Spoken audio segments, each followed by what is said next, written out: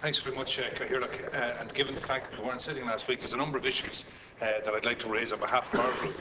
Firstly, the fact that we weren't sitting last week. I think the record should show that that's the government chief whip in the other house determining the business in this house to ensure that we're the subservient little lapdog of the Taoiseach of the day.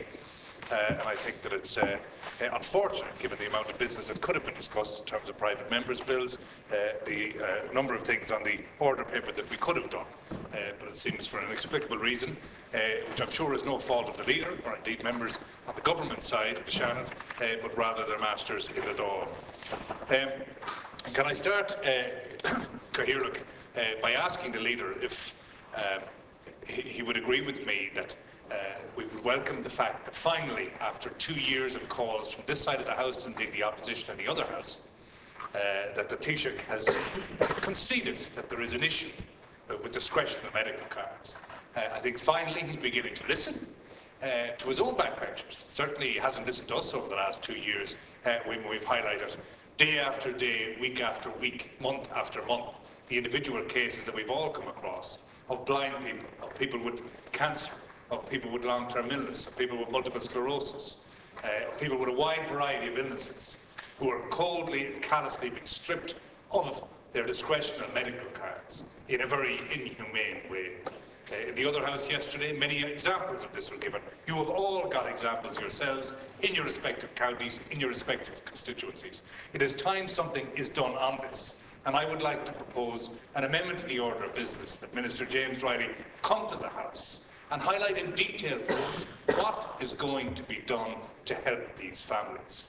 The pre-election rhetoric to garner votes, such as Noonan's indication of tax cuts on the Never Never, Minister Riley's indication of a third tier of medical cards for those discretionary applicants, and indeed the airy-fairy woolly proposals that we've heard on Irish water.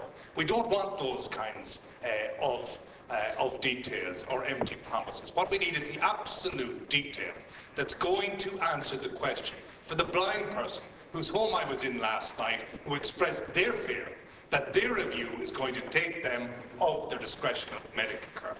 I think that's vitally important, and it's not just in Sligo, Leitrim, Donegal and Cavan, but every county and city in Ireland that have had this issue, and answers are required.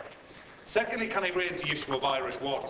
And while I won't look for the Minister to come to the House today on this, because I know he's engaged in the issue of a private member's motion in the other House, I think it's vitally important we have him in here soon. Let's have a quick recap on events. Since November, Minister Phil Hogan lied to Deputy Barry Cowan by saying that the costs of the establishment of Irish water will be 10 million. It is very strong language, and I'd like to point out here that far from abusing privilege, I did choose to use privilege in saying that the Minister did lie, because that in fact is what he did.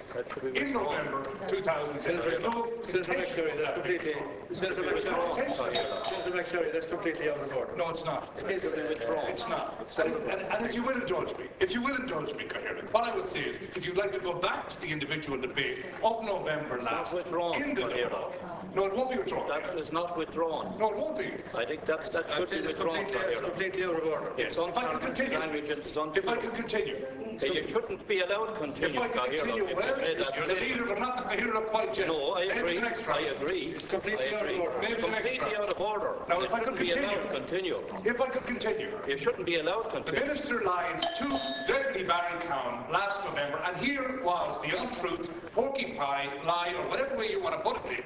The reality is, he was asked, how much is it going to cost? He answered the question by saying in the November debate, and check the record here because it says it, he said 10 million, even though he personally, with his cabinet colleagues, had sanctioned 180 million 3 months beforehand.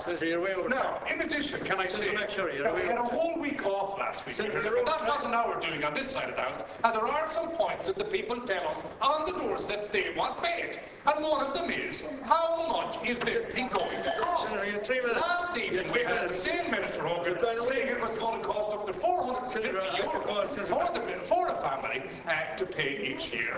Others are saying €240. We have Irish Water themselves admitting this morning that they don't even know what the basic price per litre is going to be. So could the Minister and the government be quite clear on what it is that people are expected to pay. They want to know the truth, not lies, not falsehoods, not porky pies, and not fantasy being put forward by election candidates. They want to know, not the lies of last November of Minister Hogan. They want to know the facts of what has to be paid today. Thank you.